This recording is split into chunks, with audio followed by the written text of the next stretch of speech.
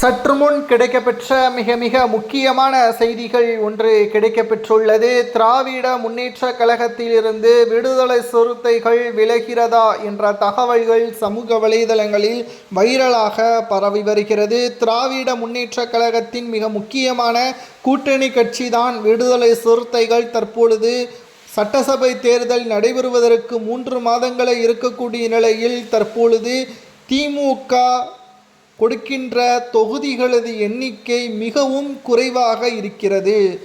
5 தொகுதிகள் கூட முழுமையாக விசிகாவிற்கு செல்லாது.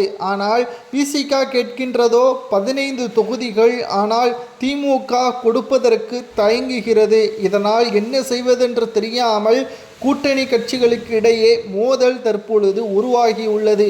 10 கட்சிகளுடன் கூட்டணியில் இருந்தாலும் தற்பொழுது தொகுதி பங்கீடு என்று வந்துவிட்டாலே ஒரு கட்சிக்கு கூடுதலாகவும் ஒரு கட்சிக்கு குறைவாகவும் மாநாடு நடத்தி காங்கிரஸை விட மிக பிரம்மாண்டமான ஒரு மாநாட்டை மக்கள் மத்தியிலும் திமுகவின் மத்தியிலும் வெட்ட வெளிச்சத்திற்கு கொண்டு வந்த விசிகாவிற்கே தற்பொழுது 5 தொகுதிகள் என்றால் காங்கிரசிற்கு 3 தானே கொடுக்க வேண்டும். அவர்களுக்கு மட்டும் எதற்காக 25 தொகுதிகள் வரை ஒதுக்கீடு செய்கிறீர்கள்? இதில் காங்கிரஸ் வேறு தற்பொழுது 50 தொகுதிகளை கேட்டு அடம்பிடித்து கொண்டிருக்கிறது. இப்பேற்பட்ட ஒரு அரசியல் வட்டாரத்தில் திமுகவின் நிலைமை தற்பொழுது மிகவும் மோசமாக மாறிவிட்டது.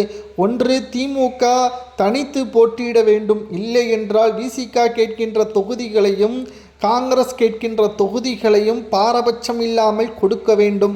அப்படி கொடுத்தால் தனி பெரும்பான்மையை திமுக இழக்க நேரிடும். திமுக தனி பெரும்பான்மையை இழக்க நேரிட்டால் கூட்டாட்சி என்ற முறை தமிழ்நாட்டில் அமலுக்கு வரும்.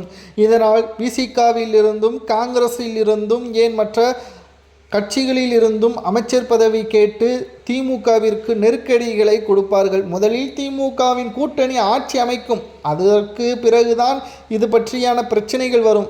சந்தேகம் என்னவென்றால் திமுக கூட்டணி ஆட்சி அமைப்பதே கடினம் என்ற ஒரு சூழலும் கருத்து கணிப்பின் மூலமாக வெளிவந்து கொண்டுதான் இருக்கிறது. இப்பேற்பட்ட ஒரு சூழலில் திராவிட முன்னேற்ற கழகத்தின் தலைமையை ஏற்க மாட்டோம் என்று கூறி விடுதலை சிறுத்தைகள் கூட்டணியிலிருந்து வெளியேற உள்ளதாக தகவல்கள் சமூக வலைதளங்களில் வைரலாக பரவி வருகிறது. திமுகவிடம் விசிக கேட்கின்ற தொகுதிகள் நியாயமானதா? 15 தொகுதிகள் கேட்கின்ற விசிக ஏன் தனித்து போட்டியிடலாமே என்ற ஒரு கேள்விகளும் திமுகவினர்கள் முன்வைத்து வருகிறார்கள். இதை பற்றி உங்களது கருத்துக்களை மறக்காமல் கமெண்ட் வாயிலாக கூறுங்கள். விசிக திமுகவுடன் கூட்டணியில் இருக்கலாமா அல்லது விஜயுடன் கூட்டணிக்கு செல்லலாமா என்பதை கமெண்டில் கூறுங்கள்.